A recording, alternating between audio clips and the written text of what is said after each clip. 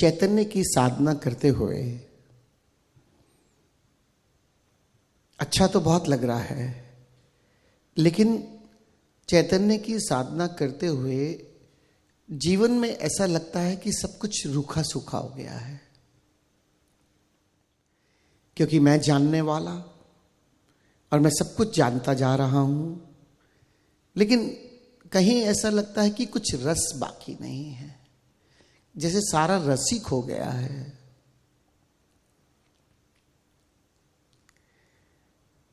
मैंने उससे कहा कि जो आप कह रहे हो उसकी संभावना बहुत है।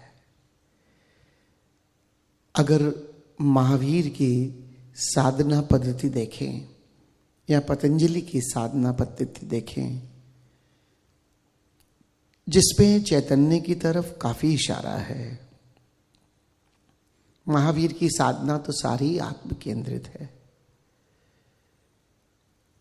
उसमें तो नीरसता आ सकती है, उसमें तटस्थता भी आ सकती है, रूखापन भी आ सकता है, लेकिन जो साधना पद्धति ओशो बता रहे हैं चैतन्य की, उसमें नीरसता की कोई जगह नहीं है, उसमें तटस्थ होकर साधना नहीं करनी। क्योंकि ओशो कहते हैं साक्षी केवल साक्षी नहीं, प्रेममय साक्षी। विटनेसिंग केवल विटनेसिंग नहीं, विटनेसिंग विद लव। अगर जब तक ये विटनेसिंग विद लव नहीं होगी, तब तक ये हमारा सहज स्वभाव नहीं हो सकता।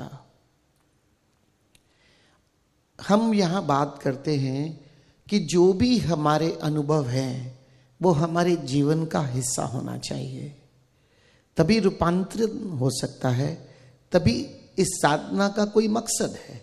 अगर वो मेरे जीवन का हिस्सा नहीं हो रही वो साधना, तो सच पूछो तो सच में ही दो कौड़ी की है।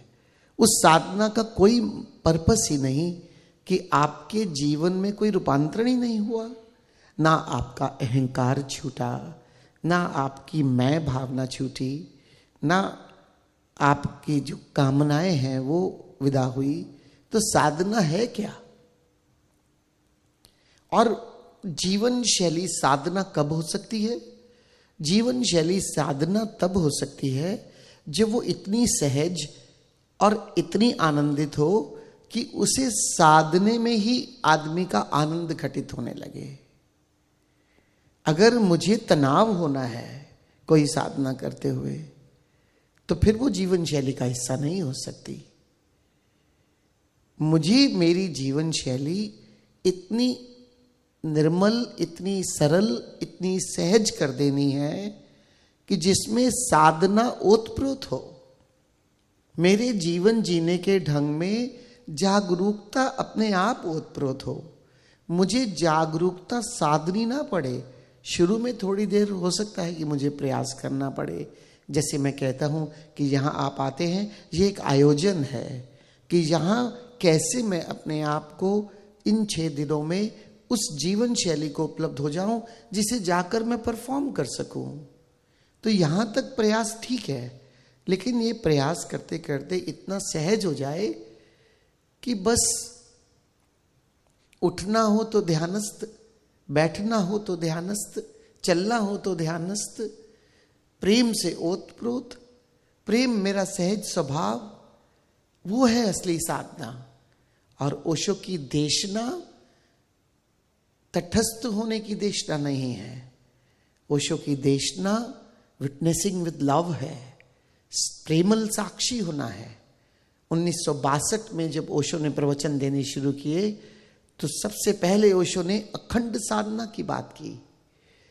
उससे पहले चाहे महावीर का नाम ले रहे हैं या पतंजलि का नाम ले रहे हैं, साधना खंडित थी, खंड खंड थी। कोई अपने आप को ज्ञानी कहता था तो बस ज्ञान ही उसका जीवन हो जाता था और पूरा रूखा सूखा। कोई अपने आप को भक्ति कहता था तो भक्ति में डूबता था। लेकिन ओशो ने समझाया, बिना ज्ञान के भक्ति संभव नहीं है। वो सिर्फ और सिर्फ एक क्रियाकांड बन के रह जाएगी, रिचुअल बन के रह जाएगी। और आप देखोगे संसार में बिना ज्ञान के जो भक्ति है वो किस तरह है। कहीं सिर्फ मंत्र उच्चारण हो रहे हैं, कहीं सिर्फ आरती पूजा हो रही है, लेकिन ये पूजा, ये आरती, ये मंत्र उच्चारण, इसका कोई मकसद था, इसका महत्व था, ये परमात्मा से जोड़ने का माध्यम था। लेकिन परमात्मा, जब तक मुझे परमात्मा का ज्ञान नहीं होगा, मैं किसकी आरती कर रहा हूं, मैं किसकी पूजा कर रहा हूं, उस परमात्मा का रूप क्या है। केवल सिर्फ और सिर्फ मूर्तियों में मैंने परमात्मा को देखा और मूर्तियों में परमात्मा को जाना। परमात्मा भोगने की चीज है। किसी संत ने कहा है परमात्मा परम भोग है। लेकिन भोगोगे कैसे? जब परमात्मा में जीवन हो जाएगा, जब तुम ना रहकर परमात्मा ही हो जाओगे। ये ज्ञान से घटित होगा और फिर उस ज्ञान में जब भक्ति होगी तो पूर्ण भक्ति होगी। ज्ञान के बिना भक्ति सिर्फ कर्मकांड बनकर रह गई और भक्ति के बिना ज्ञान रूखा सूखा, जिसमें जीवन की जीवंतता ही खो गई। जिस जीवन में जीवन की जीवंतता ही खो जाए, उस अकेले ज्ञान को क्या करोगे?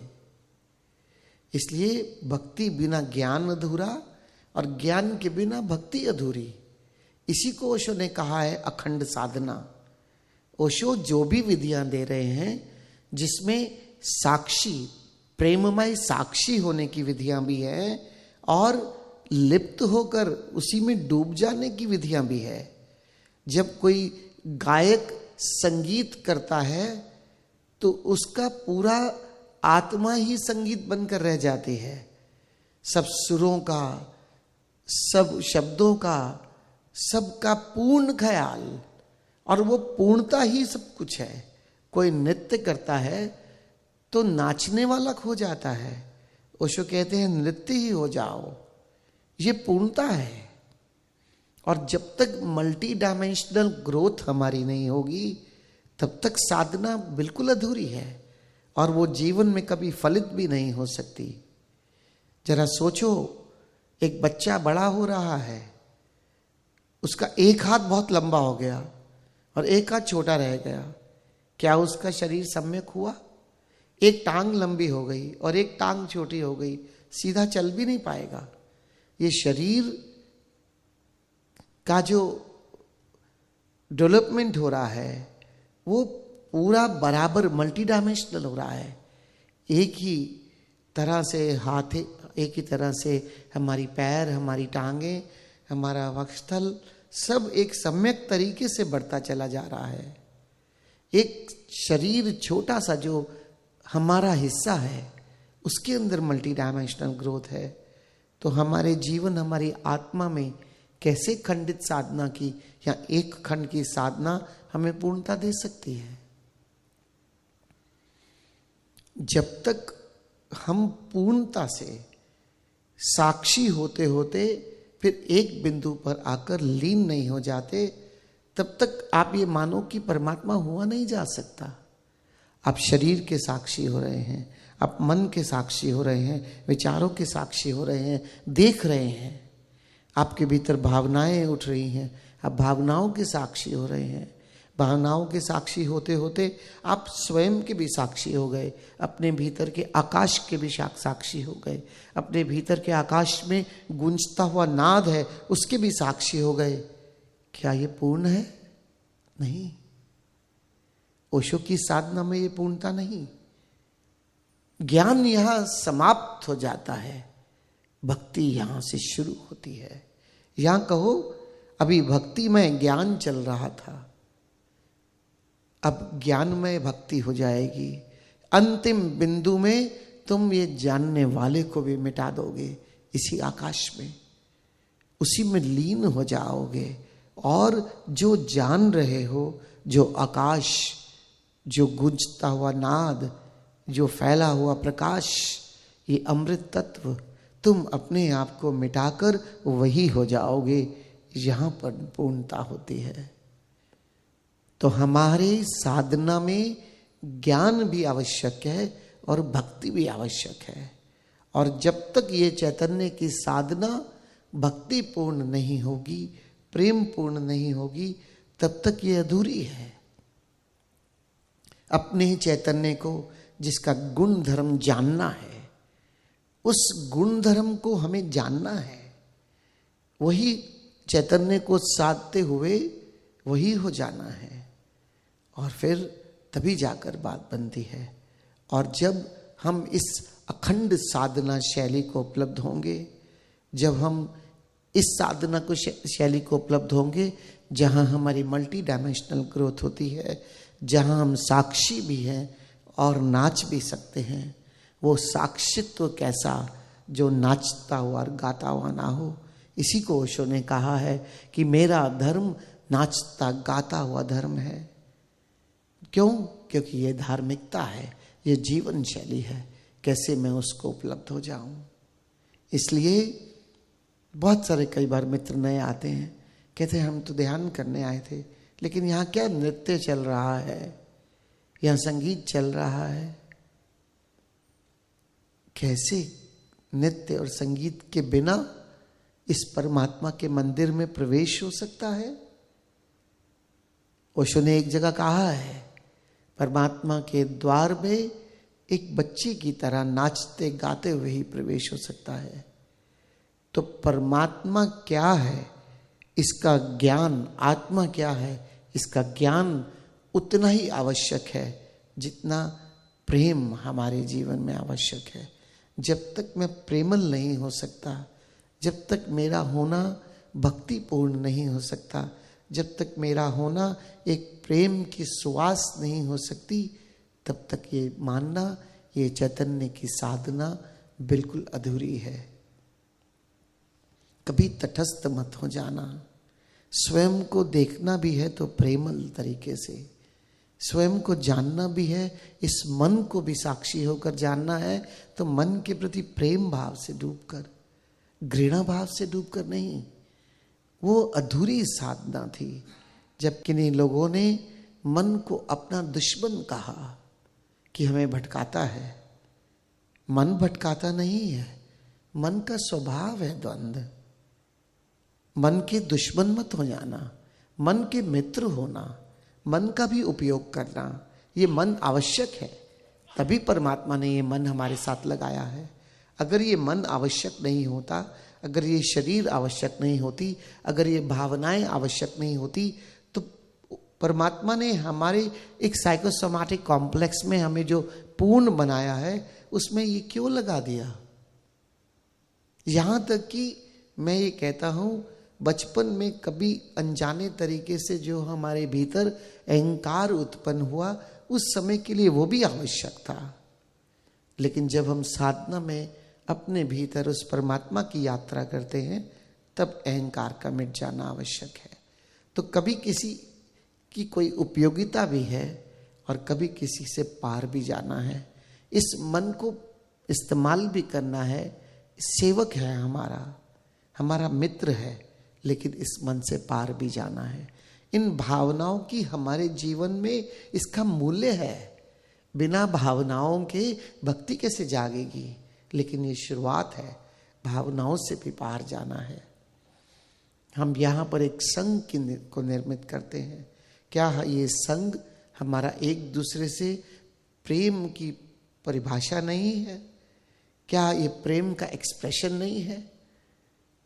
ये भावनाओं से हमारा व्यक्त होगा।